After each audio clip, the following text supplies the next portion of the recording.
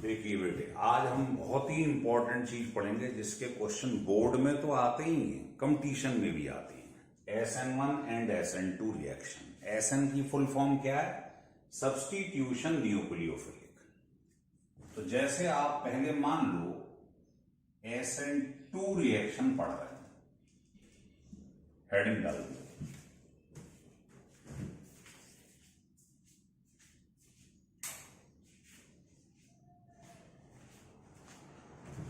SN2 reaction आप पढ़ रहे हैं तो इसकी फुल फॉर्म है सब्स्टिट्यूशन न्यूक्लियोफिलिक। 2 का मतलब है बाइमॉलिक्यूलर रिएक्शन।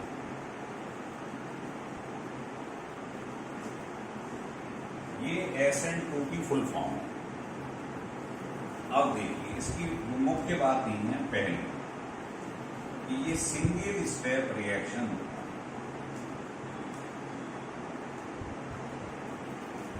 कैसे? देखिए, जैसे मान लीजिए कि ये आपके पास कार्बन है ना, तो अब मैंने इसको ऐसे करके बनाया। इसका मतलब होता है, ये वेज डायग्राम है, ये डॉट का मतलब होता है अवे फ्रॉम।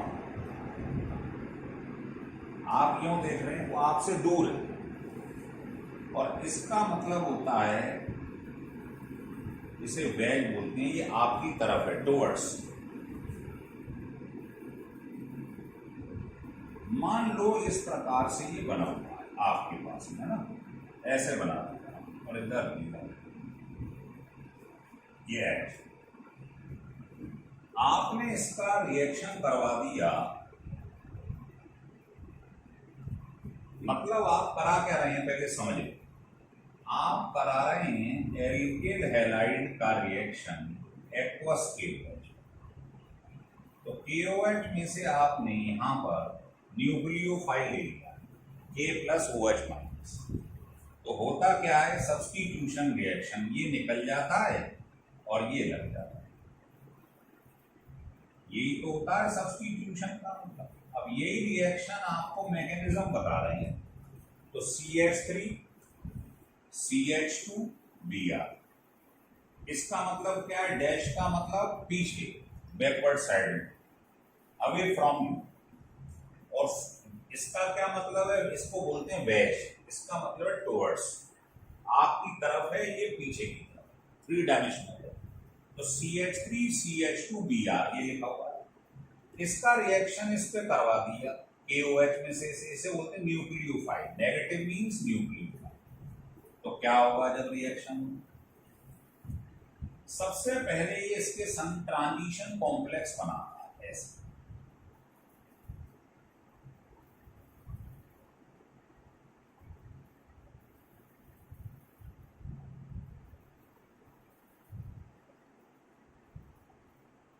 इस पे कैसा चार्ज है? नेगेटिव। इस पे भी कैसा है? नेगेटिव।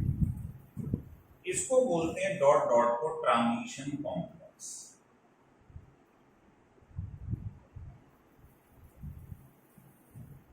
अब इसमें ये देखिए, Br ज्यादा इलेक्ट्रोनेगेटिव होता है या OH? तो OH ज्यादा इलेक्ट्रोनेगेटिव होता है, अगर आपने इलेक्ट्रोनेगेटिविटी पढ़ी।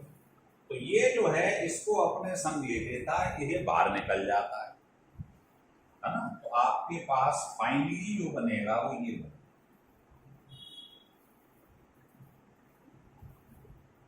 ये इधर आ जाता है और ये डैश, ये दोनों उल्टा हो जाता है ना, क्योंकि Br तो निकल गया ये वाला हिस्सा, क्योंकि ये ज्यादा इलेक्ट्रोनेगेटिव है, तो ये इसको पकड़ा रखेगा, है ना। तो इसको पार्शियल दिया है, तो इसको भी दे सकते हैं आप पार्शियल पॉजिटिव। तो ये इसके संग अटैच हो जाएगा और बाहर क्या निकल जाएगा? Br, रिपल्शन की वजह से। तो कहने का मतलब ये है, यहां आपने देखा ये इस साइड में था, ये इस साइड में था, है ना। या ऐसा कह दो Br इस साइड में था, राइट हैंड साइड में, लेकिन जो OH लगा है वो किस तरफ लगा है? Left hand side. तो इसे बोलते हैं इन्वर्जन। मतलब चीज इन्वर्स हो गई, उल्टी हो गई। Br इधर था राइट हैंड साइड में, लेकिन जो OH अटैच हुआ वो हुआ लेफ्ट हैंड साइड में। तो लिख लो इन्वर्जन टेक्स प्लेस। तो ध्यान रखना SN2 रिएक्शन में इन्वर्जन हो जाता है, चीज जो है पलट जाती है। लिख लिए। अब किसी ने कहा इसका रेट लिखिए, तो रेट अगर काइनेटिक्स चैप्टर में पढ़ा हो किस पे डिपेंड करता है? रिएक्टेंट पे। एक रिएक्टेंट ये कौन है? एल्किल हैलाइड मान, और ये न्यूक्लियोफाइल है। इसके आगे भी वन है, इसके आगे भी वन है, पावर में। इसका मतलब इसका ऑर्डर सेकंड है, तो ये सेकंड ऑर्डर रिएक्शन। मतलब जो रेट होता है रिएक्शन की स्पीड होती है वो सबस्ट्रेट मतलब रिएक्टेंट और न्यूक्लियोफाइल दोनों की कंसंट्रेशन पे डिपेंड करता है। तो लिख लो rate for SN2 reaction depend on the concentration of alkyl halide and nucleophile, जिसका आपको OH क्या है, दोनों पे डिपेंड करता है।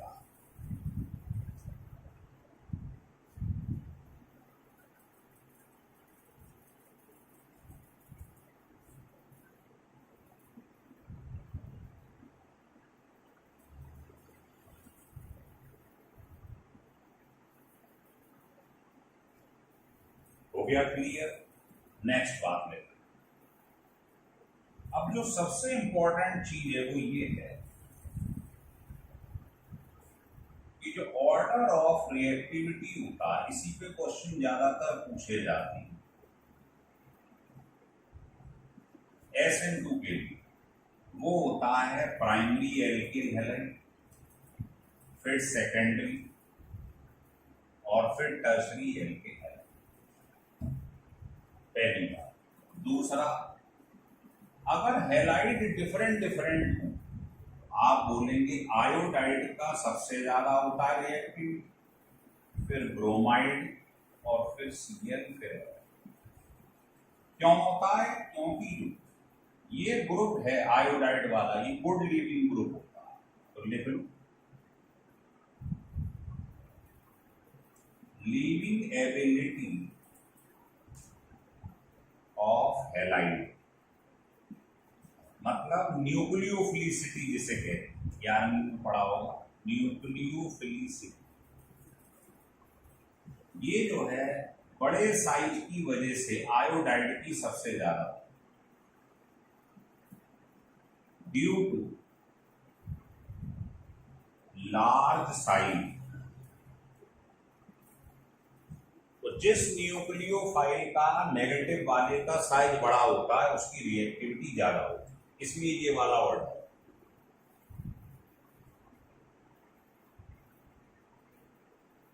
तो समझ में आ गई बातें? तो 4-5 बातें याद रख लें। पहला, सिंगल स्टेप रिएक्शन होता है। दूसरा, रेट दोनों पे डिपेंड करता है, न्यूक्लियोफाइल भी और रिएक्टेंट पे भी। तीसरा, ये जरूर याद रखना, ये बहुत इंपॉर्टेंट है, इससे क्वेश्चन अभी सॉल्व हो।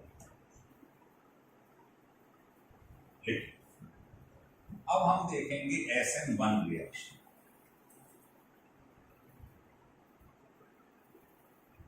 SN1 का मतलब है S means substitution, N nucleophilic, ये लिखा है। 1 का मतलब होता है यूनिमॉलिक्यूलर रिएक्शन।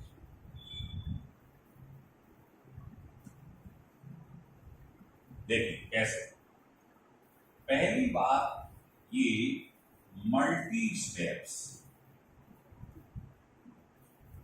रिएक्शन, मतलब मोर देन 1 स्टेप।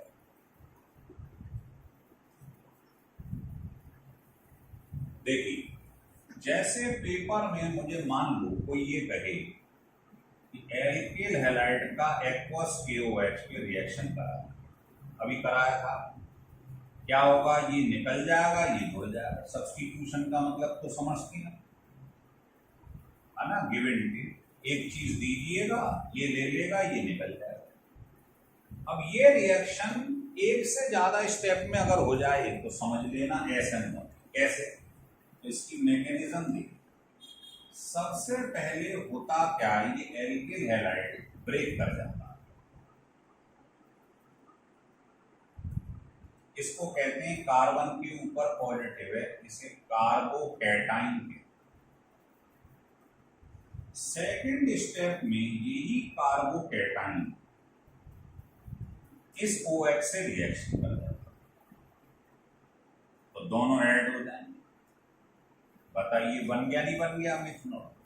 अब ध्यान रखिए ये दोनों अपोजिट चार्ज में, रिएक्शन बहुत फास्ट होगा, ये मॉलिक्यूलर है, ये स्लो होगा। तो जो रेट होता है, रिएक्शन की स्पीड होती है, आपने केमिकल काइनेटिक्स में पढ़ी है, वो कौन डिटरमाइन करता है? स्लो स्टेप, ये नहीं करेगा। तो आप जब रेट लिखोगे SN1 का, उसमें केवल बताओ स्लो वाले में रिएक्टेंट कौन है? केवल ये, बस इसी पे डिपेंड करेगा रिएक्शन। इसके आगे क्या है? 1 पावर। तो बताओ ये हमें क्या बताता है? ऑर्डर। तो इसका मतलब SN1 first order reaction, SN2 क्या था? अभी अभी पढ़ा था आपने, वो सेकंड ऑर्डर था, और ये फर्स्ट ऑर्डर। पावर ही तो आपको बताती है ऑर्डर। तो ये इसकी मैकेनिज्म है। तो आप देख रहे हो ये एक से ज्यादा स्टेप में सॉल्व हो रहा है, तो समझ लेना SN1। और सिंगल स्टेप हो जाए एक ही स्टेप में तो SN2 लिख लीजिए। दूसरी बात, अब हमने अभी भी देखा था रेट किस पे डिपेंड कर रहा था? केवल rate for SN1 reaction is depend only on the concentration of substrate. Reactant means substrate. ये बोल लो या ये बोल लो, एल्किल हैलाइड सबस्ट्रेट रिएक्टेंट पे डिपेंड कर रहा। नेक्स्ट बात वही ऑर्डर ऑफ रिएक्टेंट।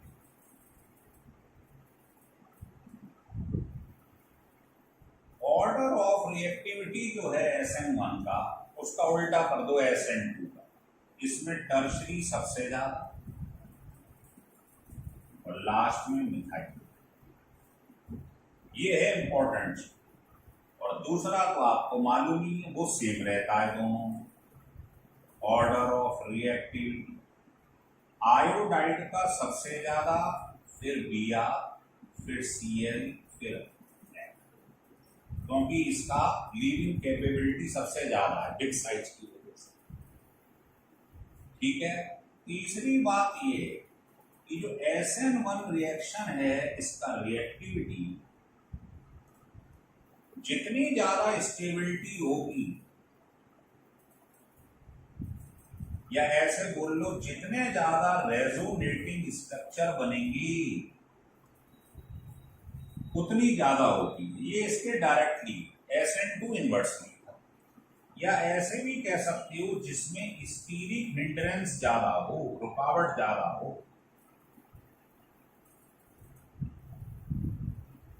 उसकी ये रिएक्टिविटी ज्यादा होती है SN1। तो ये सब चीज पलट जाएंगी SN2। अब आप खुद ही देख लो, ये टर्शरी, टर्शरी कार्बन का मतलब होता है 3 कार्बन से अटैच, इस पर है राइट। अब आप बताइए हिंड्रेंस किसमें ज्यादा है, खुद सोच लीजिए। रुकावट किसमें ज्यादा आ रही है? इसमें बताइए। इसमें क्राउडिंग कितनी ज्यादा, इधर से भी आदमी आ रहे हैं, इधर से भी आ रहे हैं, इधर से भी आ रहे हैं, इसमें दो ही तरफ से आ रहे हैं, तो क्राउडिंग इसमें ज्यादा, इसको कहते हैं हिंड्रेंस।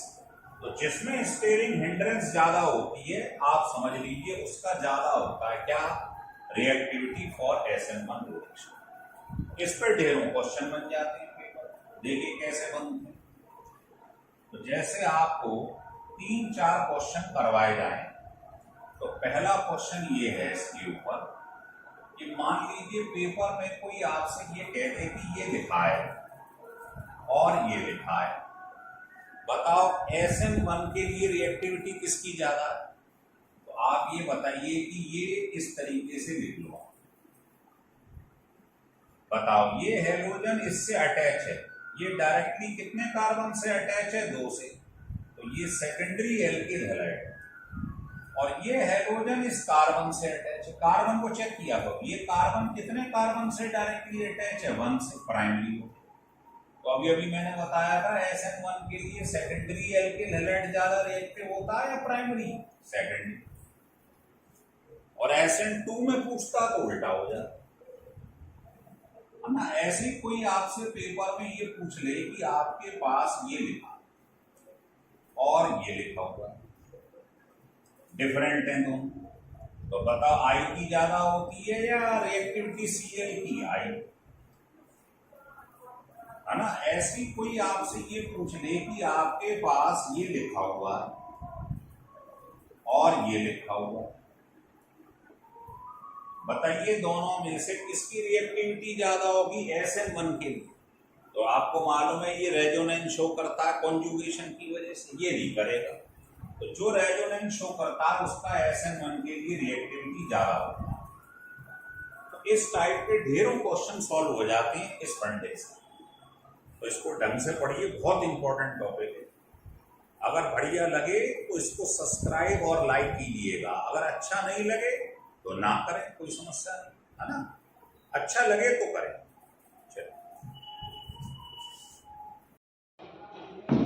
देखिए आज क्वेश्चन कराएंगे आपको SN1 और SN2 रिएक्शन के ऊपर। बहुत ही इंपॉर्टेंट क्वेश्चन है, बोर्ड हो चाहे कंपटीशन, नीट या जेईई हो, इसके क्वेश्चन को आना ही आना है। तो इसको आपको हमने अपनी पिछली वीडियो बनाई थी, उसमें डिटेल्ड स्टडी दी थी। आज हम इसके बहुत सारे क्वेश्चन लेंगे जिससे आपको ये बिल्कुल क्रिस्टल क्लियर हो जाए।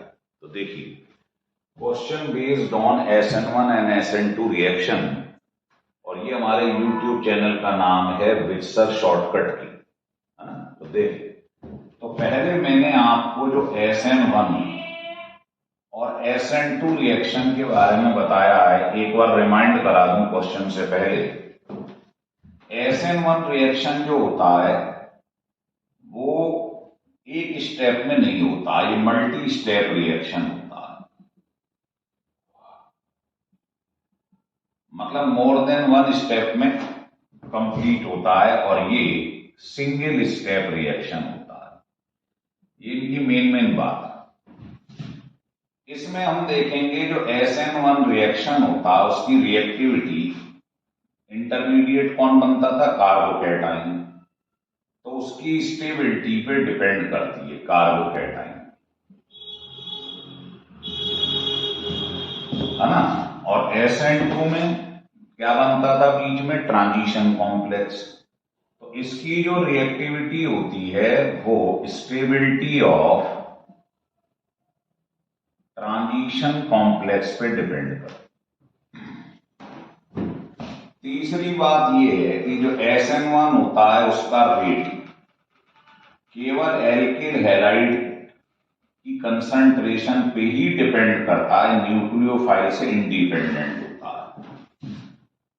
इसमें जो रेट होता है SN2 का वो दोनों पर डिपेंड करता है, एल्किल हैलाइड की कंसंट्रेशन पर भी और न्यूक्लियोफाइल पे।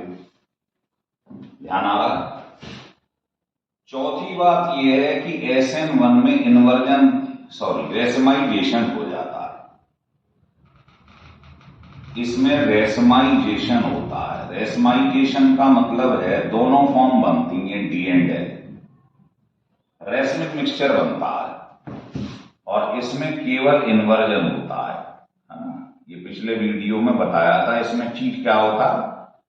पलट जाती है, इन्वर्ट हो जाती है। इसमें दोनों होता है। रेसमाइजेशन मतलब इसमें रिटेंशन भी होता है, चीज सेम भी रहती है, और इन्वर्जन भी होता है, दोनों काम होती है इसके अंदर, है ना। रेसमाइजेशन मतलब रेसमिक मिक्सचर, ये ऑप्टिकली इनएक्टिव होता है। पांचवी बात आपको SN1 में ये बताया था, इसका जो ऑर्डर होता है रिएक्टिविटी का, ये बहुत इंपॉर्टेंट है। तो ध्यान रखिए, 3 डिग्री सबसे ज्यादा होता है, फिर होता है बेंजाइल, उसके बाद आता है एलाइल, ये एलाइल है, फिर आता है 2 डिग्री, 1 डिग्री और उसके बाद मिथाइल। इसमें आप जानते ही हो इसका ऑर्डर क्या होता है, 1 डिग्री है ना, पहले मिथाइल ले सकते हो, फिर 2 डिग्री, फिर 3 डिग्री। लेकिन एक चीज ऐसी है जो दोनों में सेम होती है, वो होता है ऑर्डर ऑफ रिएक्टिविटी। अगर न्यूक्लियोफाइल अलग अलग हो जाए, ये दोनों में सेम होता है। यही क्वेश्चन सबसे ज्यादा पेपर में पूछे जाएंगे आपसे, ये सेम है। और सातवीं बात यह है कि ये जो रिएक्शन होता है इसके अंदर सॉल्वेंट कौन सा यूज करते हैं, ये होता है पोलर। कैसा? Protic solvent. प्रोटिक का मतलब ये है जो प्रोटॉन दे रहा हो। पोलर मतलब चार्ज, प्रोटिक मतलब जो प्रोटॉन दे रहा है। जैसे HCl है, H2O है, H2SO4 है, मिथनॉल है, कोई भी एल्कोहल है या एसिड है। लिख लें। और इसके अंदर क्या होता है, सॉल्वेंट जो यूज करेंगे वो होता है polar aprotic. Polar aprotic solvent होता है। जैसे आप कहोगे ईथर, आप कहोगे कीटोन, आप कहोगे ये है डमसो, यहां स्ट्रक्चर बना देता हूं, डाई मिथाइल सल्फॉक्साइड इसका नाम। या एक होता है DMF। DMF का स्ट्रक्चर ये होता है, इसको कहते हैं डाई मिथाइल फॉर्माइल, है ना। ऐसे ही आप बेंजीन भी यूज कर सकते हैं, CCl4 भी यूज कर सकते हैं। तो ये होते हैं अप्रोटिक, जो टूटकर प्रोटॉन नहीं देते, है ना। ये लिख लें। और एक और लिख देता हूं यहां पर 8वां पॉइंट SN1 का, कि इसमें जो न्यूक्लियोफाइल का आप रिएक्शन कराएंगे वो अटैक करेगा वीक न्यूक्लियोफाइल, है ना। जो वाटर में से OH निकल के आ रहा है या एल्कोहल में से निकल कर आ रहा है, ये वीक होता है OH, ये यूज होगा। और इसमें होता है स्ट्रॉन्ग न्यूक्लियोफाइल। जैसे आप कहोगे साहब मेरे पास KOH, तो जिसमें Na दिखाई दे जाए समझ लेना वो OH जो आया है वो स्ट्रॉन्ग है ना। जैसे आप कहो KCl, तो ये साइनाइड जो है ये स्ट्रॉन्ग है। जैसे आपको K+O फिनाइल, तो आपको ये O फिनाइल दिखाई दे रहा है, K के संग जुड़ा है, तो ये सब आप समझ लो। जैसे अमोनिया है, जैसे अमाइन है, ये सब स्ट्रॉन्ग न्यूक्लियोफाइल होती हैं। अगर ये दिखाई दें तो समझ लेना SN2 है, और अगर वीक न्यूक्लियोफाइल का अटैक हो तो समझ लेना SN1। तो ये तो मैंने आपको बताया है ये बात, लेकिन अब सवाल ये है, हमारा मेन मकसद है न्यूमेरिकल कैसे निकलेंगे इसके। ये तो मैंने पिछले वीडियो में भी बताया था, तो ये तो मैंने एक जगह कलेक्ट कर दिया है आपको डाटा। अब मैं आपको सिखाता हूं इस पर न्यूमेरिकल कैसे निकलती है, इसे लिख लो। देखिए एक एक क्वेश्चन करके हम समझेंगे। पहले तो हमें मालूम है SN1 का सीक्वेंस क्या होता है, पहले बेसिक क्लियर कर लें। ये होता है 3 डिग्री सबसे ज्यादा, फिर बेंजाइल, उसके बाद एलाइल, है ना, उसके बाद सेकेंडरी प्राइमरी मिथाइल। SN2 में अगर हम देखें तो उल्टा हो जाता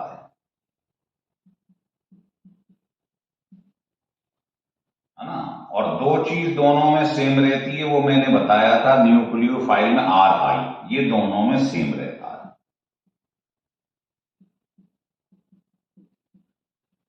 ये SN1 SN2 में सेम रहता है। और नोट करके दो बात और बताना चाहूंगा, वो ये है कि देखिए अगर कभी ऐसा हो जाए कि ये बेंजीन रिंग से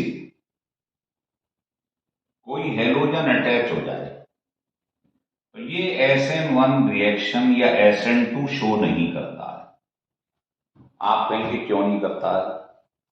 वो इसलिए नहीं करता है कि इसमें रेजोनेंस की वजह से क्या होता है, जैसे इसमें लोन पेयर है तो आप जानते हो ये यहां आ जाएगा, ये यहां आ जाएगा, पढ़ा है आपने TOC में। तो यहां पर पार्शियली डबल बॉन्ड आ जाएगा, देख रहे हो आप, रेजोनेंस के दौरान आप ऐसे लिखते हो। तो ये डबल बॉन्ड जो है ये स्ट्रॉन्ग होता है, ये Cl को अलग नहीं होने देगा, तो ये न्यूक्लियोफिलिक सब्स्टिट्यूशन रिएक्शन नहीं देती, तो ये ध्यान रखिए, है ना। तो इस पर पार्शियली डबल बॉन्ड करेक्टर आ जाता है, जो Cl को अलग ब्रेक नहीं होने देगा, स्ट्रॉन्ग होता है, इसलिए क्या करता है, ये न्यूक्लियोफिलिक सब्स्टिट्यूशन रिएक्शन जो है ये नहीं देता। तो अगर पूछे ये SN1 देगा SN2 देगा तो आप मना कर देना। अगर बेंजीन से डायरेक्ट जुड़ाओ, हेलोजन मतलब हेलो एरिक्स। और एक चीज और बताना चाहेंगे, वो ये है, यहां लिखते हैं कि जैसे मान लो कभी आपके पास ये लिखा हुआ है हेलोजन, ठीक है, तो आप ये जानते हैं इसकी भी वही कहानी है, इस पे लोन पेयर, ये यहां आ जाएगा, ये यहां GOC में पढ़ा है आपने, तो इस पे भी पार्शियल डबल बॉन्ड करेक्टर आ जाएगा। भाई हाइब्रिड बनाओगे तो क्या होगा, ये क्या टूटेगा आसानी से, अलग होगा नहीं, ये अलग होगा तभी तो न्यूक्लियोफिलिक रिएक्शन होगा। तो इस डबल बॉन्ड की करेक्टर जो है इसको कहते हैं पार्शियली डबल बॉन्ड करेक्टर। इसकी वजह से न्यूक्लियोफिलिक सब्स्टिट्यूशन रिएक्शन ये नहीं देगा। अगर कभी इनमें से कोई चीज आ जाए या इसमें से आ जाए तो समझ लेना ये SN1 SN2 नहीं देती, रिएक्टिविटी इनकी ना के बराबर है। तो इन दोनों पे विशेष गौर चाहूंगा। एक तो विनाइल पे, इसको विनाइल कहते हैं, है ना, ये आप पढ़ोगे, ये -I इफेक्ट भी शो करता है, पढ़ेंगे आप। और एक बार अगर कभी ये आ जाए बेंजीन से डायरेक्ट हेलोजन जुड़ा हुआ है, हेलो एरीन्स, ये बहुत इंपॉर्टेंट चीज है, ध्यान रख लेना, ये भी न्यूक्लियोफिलिक सब्स्टिट्यूशन रिएक्शन नहीं देता। एक तो पार्शियली डबल बॉन्ड करेक्टर, और दूसरा आप पढ़ लेंगे इसके अंदर रेजोनेंस भी हो रहा है ना। तो ये हमने समझ ली बात। अब मैं आपको क्वेश्चन कराने जा रहा हूं, लिख लो।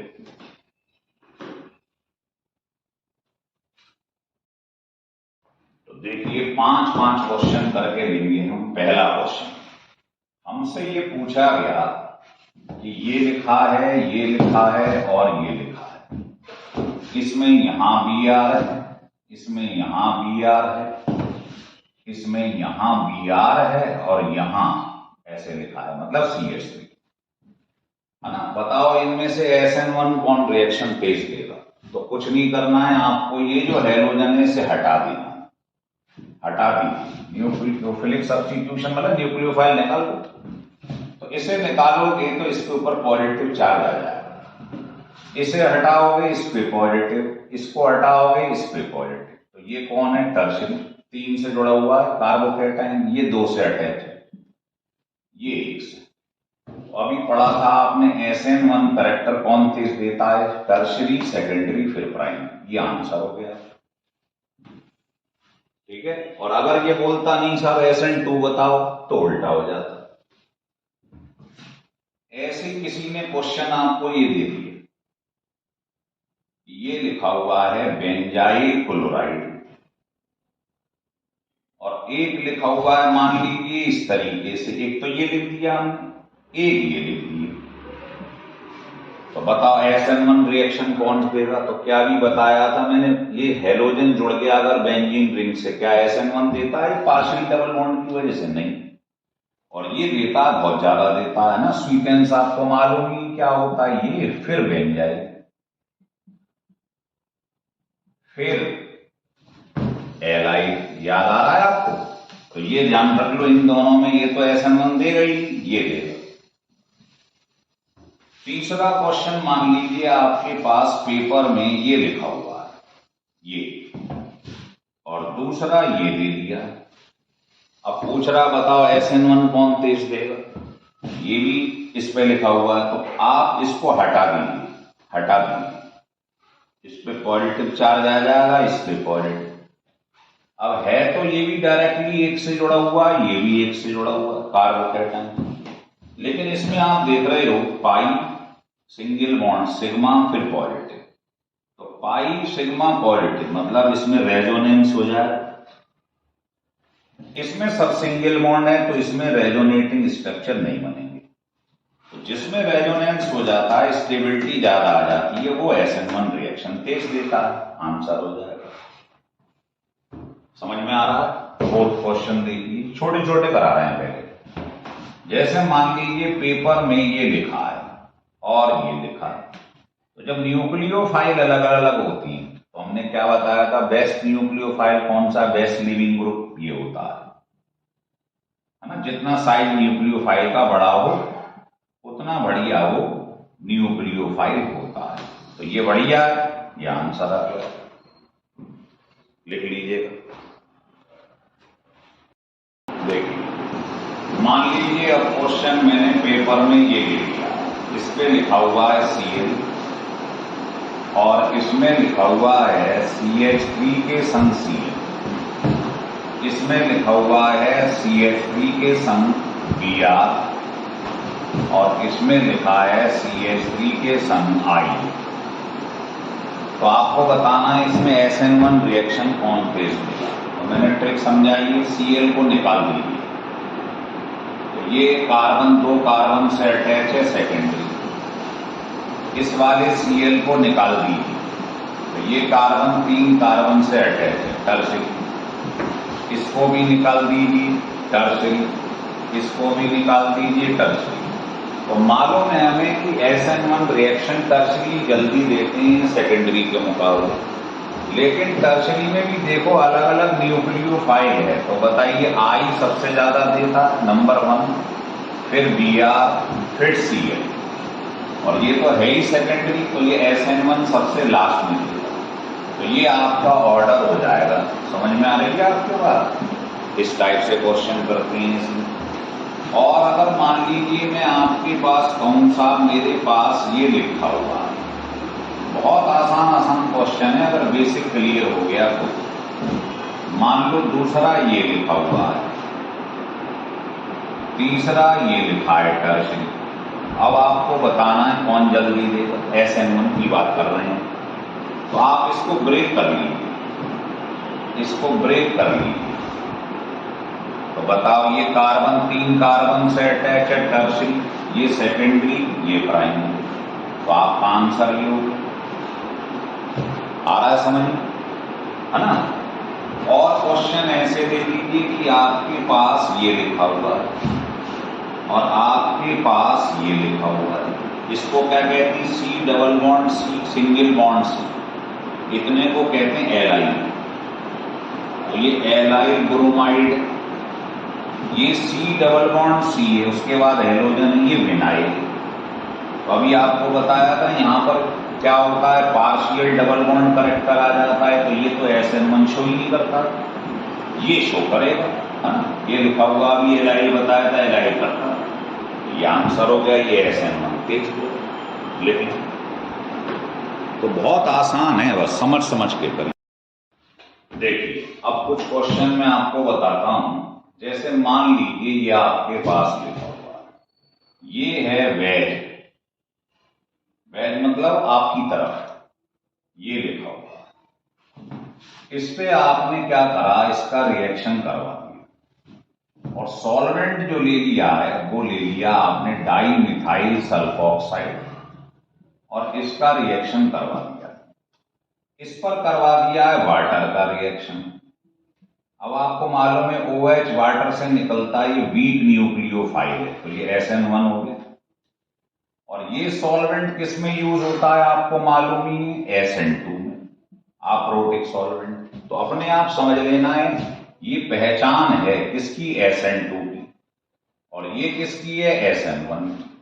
तो SN1 देता रेसमाइजेशन और ये क्या करता है, ये करता है इन्वर्जन। तो कुछ नहीं करना है आपको, इन्वर्जन का मतलब क्या है, उल्टा हो जाना। तो बताओ ये क्या था, वेज, इसका उल्टा क्या होता है, डैश। तो यहां से KBr निकल जाएगा, OH लग जाएगा, तो ये इन्वर्जन हो गया। लेकिन अगर आप करा रहे हैं क्या SN1 तो रेसमाइजेशन होगा, मतलब दोनों का मिक्सचर बनेगा। एक तो एज इट इज जैसा है वैसे ही रहेगा, एक इन्वर्ट हो जाएगा। इसे बोलते हैं दोनों को कंबाइंडली रेसमाइजेशन। तो Br की जगह क्या आ जाएगा OH। तो ये है रेसमाइजेशन। एक बार सीधा लगा दो, एक बार वेज की जगह डैश लगा दो, तो इसमें केवल इन्वर्जन होता है, इसमें रेसमाइजेशन होता है। लिख लीजिए पहला क्वेश्चन। मान लीजिए ऐसे ही क्वेश्चन में आपको एक और दे देता हूं, है ना। मान लीजिए आपके पास पेपर में ये लिखा हुआ है CH3, यहां लिखा है C6H5, यहां लिखा है H, और इधर लिखा हुआ है ऐसे कर, ये लिखा है Br। अब आपने क्या करा, इसका रिएक्शन करवा दिया इस पे DMF, डाई मिथाइल फॉर्माइल, और यहां ले लिया आपने NaOPH ऐसे, और यहां ले लिया आपने मिथनॉल, है ना, ये ले लिया। तो किसी ने कहा इसका रिएक्शन करवाओ, तो इसके लिखते ही आप समझ गए ये SN2 है, ये SN1। तो कराइए, तो इसमें क्या होगा, SN2 में इन्वर्जन हो जाएगा, ये चीज जो है पलट जाएगी। तो कोई कलाकारी नहीं है, चीजें ध्यान रखें बस। वेज की जगह क्या आ जाएगा, डैश आ जाएगा। और बताइए NaBr निकलेगा तो न्यूक्लियोफाइल कौन सा, OPH, ये लग जाएगा, है ना। और इसमें क्या होगा बताइए, इसमें एचाइन निकाल दो, तो जो बचा हुआ है वो न्यूक्लियोफाइल है, वो यहां लग जाएगा। लेकिन इसमें रेसमाइजेशन होगा, दोनों चीजें बनेंगी। एक बार तो वेज बना रहे थे, तो यहां आ जाएगा OCH3, और एक बार आप बना दीजिए डैश, तो ये कहलाता है इनका मिक्सचर रेसमाइजेशन। देखो सीधे Br की जगह ये लग गया न्यूक्लियोफाइल OCH3, तो ये कहलाता रिटेंशन, चीज सेम रही। और अगर वेज की जगह डैश बना दोगे, इसे कहते हैं इन्वर्जन। तो इन दोनों का बनना रेसमाइजेशन। तो SN1 में क्या होता है, रेसमाइजेशन। SN2 में क्या होता है, केवल इन्वर्जन। लिख लें। देखिए ये 2000 IIT में क्वेश्चन आया हुआ है, बहुत ही इंपॉर्टेंट है। इसमें क्या कई सारे ग्रुप लगे हुए हैं, लेकिन इसका रिएक्शन करवाना है, ये प्लस ये नेगेटिव। अब बताओ ये जो डाई मिथाइल फॉर्माइल लिखा है, ये किसकी पहचान है, या जो सोडियम में से न्यूक्लियोफाइल निकलता है, ये किसकी पहचान है, SN2। तो मालूम है इसमें इन्वर्जन होने वाला है।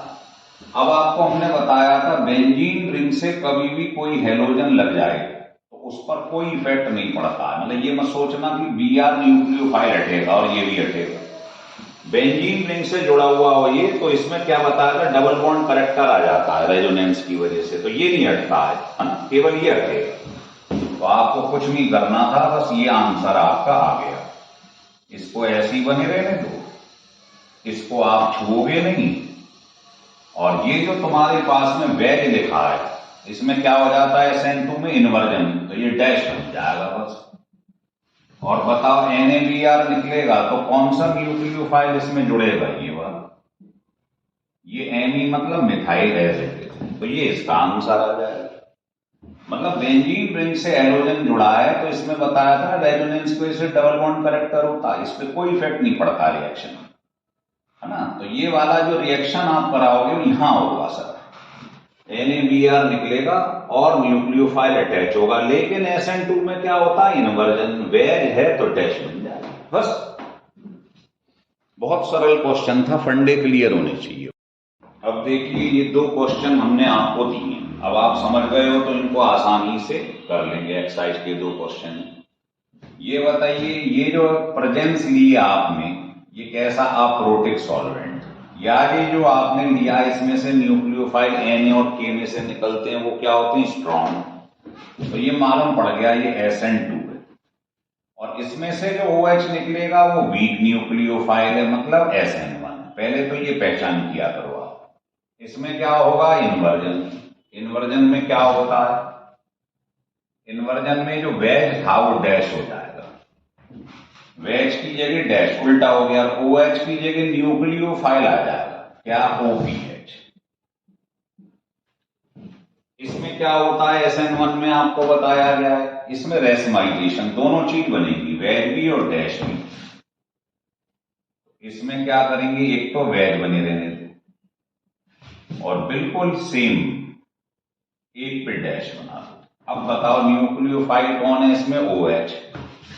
तो यहां ये लगा दो, रेसमाइजेशन मतलब मिक्सचर बन गया, सेम चीज बन जाए, वहीं पे चीज लग जाए OH, यहां Cl, तो इसे कहते हैं रिटेंशन, इसको कहते हैं इन्वर्जन। बिल्कुल ऐसा यही है। देखो वाटर लिया, वीक न्यूक्लियोफाइल, तो आप समझ जाओ ये SN1 है, इसमें रेसमाइजेशन, दोनों चीज बनेगी। और अगर ये लिया ईथर और ये स्ट्रॉन्ग, तो ये SN1 की जगह SN2 आ गया। तो SN2 में क्या होता है बताइए, रिटेंशन की इन्वर्जन। तो आप कहेंगे इन्वर्जन, इन्वर्जन में क्या होता है, चीज इन्वर्ट हो जाती है, पलट जाती है। तो ये वेज है, इसकी जगह ये आ जाएगा।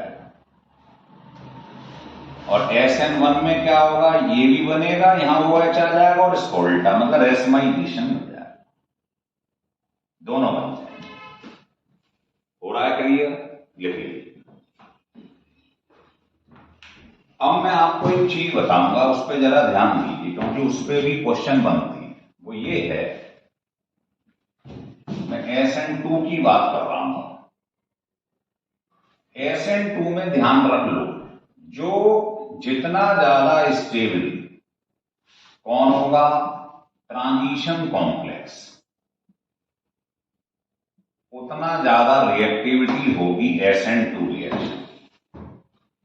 जैसे मैं आपसे कहूं, ये मेरे पास में लिखा हुआ है CH3X और तुमने इसका रिएक्शन न्यूक्लियोफाइल पे कराया, तो आपको मालूम है पहले स्टेप में मैकेनिज्म में पढ़ा है आपने, ये बन जाता है क्या, ट्रांजिशन कॉम्प्लेक्स।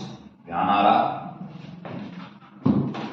तो ये ध्यान रख लो, ये जो बीच में लिखा हुआ है, ये अगर ये इलेक्ट्रॉन विड्रॉइंग ग्रुप है, मतलब -I इफेक्ट शो कर रहा है, तो समझ लेना बहुत ज्यादा स्टेबिलिटी हो जाएगी किसकी, ट्रांजिशन कॉम्प्लेक्स। मतलब वो SN2 रिएक्शन उतनी ही तेज देगा, ये ध्यान रखना है ना, ये बहुत इंपॉर्टेंट पॉइंट है। इस पे 2-3 क्वेश्चन बताता हूं मैं, देखिए मैं आपके लिए लाया हूं 2-3 क्वेश्चन। जैसे पहला क्वेश्चन ये है, मान लीजिए आपके पास ये लिखा हुआ है और आपके पास ये लिखा हुआ है। अब आपसे कोई पूछे पहले SN2 कौन तेज देगा, तो आप पहले इसको निकाल दीजिए, इसको भी निकाल दीजिए न्यूक्लियोफाइल को, यही करते हैं। अब ये कितना डायरेक्टली एक से जुड़ा है, प्राइमरी, ये भी प्राइमरी, तो दोनों सेम।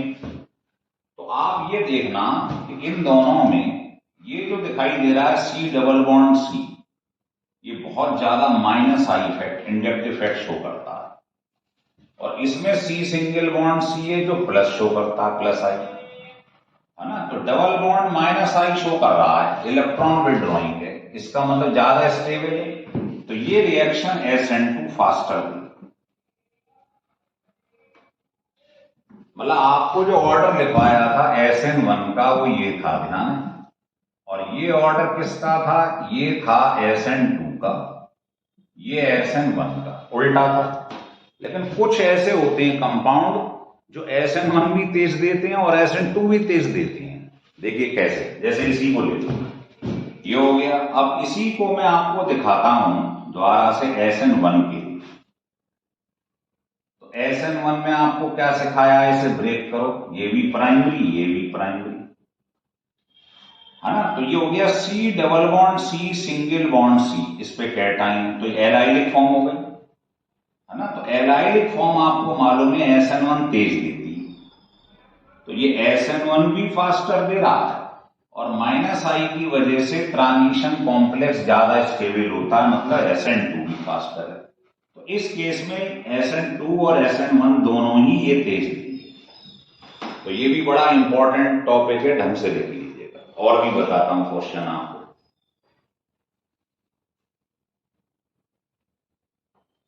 लिख लिए। चलो मान लो एक तो क्वेश्चन और ले लेते हैं हम इसके ऊपर, है ना।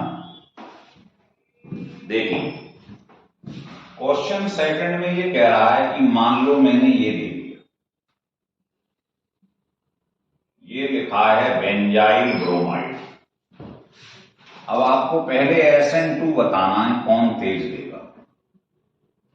SN2 तो आप इसको निकाल दीजिए, ये रह जाएगा इसको निकालने, ऐसे इसको निकाल दीजिए। अब आप बताइए इसके अंदर ये जो दिखाई दे रहा है ये क्या शो करता है, -I effect, electron withdrawing group. तो अगर कैटाइन से इलेक्ट्रॉन विड्रॉइंग ग्रुप जुड़ जाए तो वो SN2 फास्टर देता है, क्योंकि इसका ट्रांजिशन कॉम्प्लेक्स ज्यादा स्टेबल होगा, है ना, और ये इससे तेज देगा SN2। और अगर हम SN1 पे चर्चा कर लें तो SN1 में आपको ये बताया था, ये क्या है, ये बेंजाइलिक फॉर्म कार्बोकैटाइन है, उसका इंटरमीडिएट कार्बोकैटाइन है। तो बेंजाइलिक ज्यादा होता रेजोनेंस की वजह से, डबल सिंगल कॉन्जुगेट सिस्टम है, तो इसमें रेजोनेंस हो रहा है, तो रेजोनेंस की वजह से SN1 फास्टर दे रहा है। तो आपने देखा इलेक्ट्रॉन विड्रॉइंग ग्रुप की वजह से ट्रांजिशन कॉम्प्लेक्स की ज्यादा स्टेबिलिटी होती है जो SN2 में बनता है, तो ये ज्यादा स्टेबल। इसको रेजोनेंस की वजह से देखते हैं कार्बोकैटाइन को, इस केस में ये ज्यादा स्टेबल। तो दोनों केस में आपने देखा ये बेंजाइलिक फॉर्म ज्यादा स्टेबल है। इससे आ रहा है समझ में आपके, लिख लीजिए। देखिए एक क्वेश्चन और दिखाता हूं आपको इसके ऊपर, वो भी काफी इंपॉर्टेंट है और पूछा भी गया है। वो ये है कि आपके पास ये लिखा हुआ है, ये सेकेंडरी लिखा हुआ है एल्किल हैलाइड, ये टर्शरी लिखा हुआ है, ये बेंजाइलिक लिखा हुआ है, और ये एलाइलिक लिखा हुआ है। तो हमें ये ध्यान रखना है कि अगर मुझे इसमें मान लो बताना है आपको कि SN1 कौन तेज देगा, SN1, तो आपको मालूम ही ऑर्डर मैंने शुरू में ही बताया था, टर्शरी, फिर आता है बेंजाइलिक, मतलब टर्शरी सबसे ज्यादा होता है, फिर आता है उसके बाद में एलाइलिक, फिर सेकेंडरी, प्राइमरी, फिर मिथाइल। तो आप बताइए ये कौन है, इसको हटा दो, ये है मिथाइल कार्बोकैटाइन, ये कौन सा है सेकेंडरी, ये कौन सा है कार्बोकैटाइन टर्शरी, इसको हटा दो, ये कौन सा है बेंजाइलिक, इस Cl को हटा दो, ये कौन सा है, ये है एलाइलिक।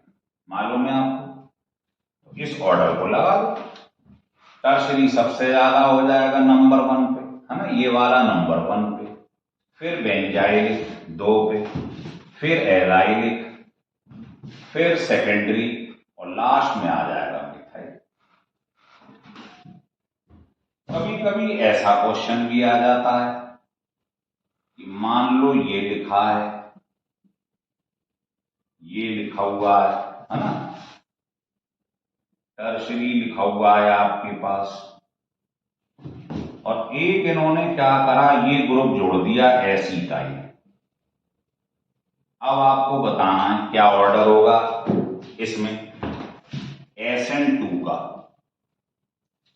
तो वैसे तो SN2 में मालूम है प्राइमरी ज्यादा होता है, फिर सेकेंडरी, फिर टर्शरी, लेकिन आपको मालूम है इस केस में यहां पर ये जुड़ा हुआ है, और ये बहुत बढ़िया इलेक्ट्रॉन विड्रॉइंग ग्रुप होता है, -I इफेक्ट। तो इसका ट्रांजिशन कॉम्प्लेक्स सबसे ज्यादा स्टेबल है, तो ये नंबर 1 पे आ जाएगा। और बाकी तो आपको मालूम, प्राइमरी, सेकेंडरी, टर्शरी, यही होता नहीं होता है SN2 वाले केस में। इस पे ध्यान रखना विशेष रूप से, अगर इलेक्ट्रॉन विड्रॉइंग ग्रुप जुड़ गया तो नंबर 1 होता है।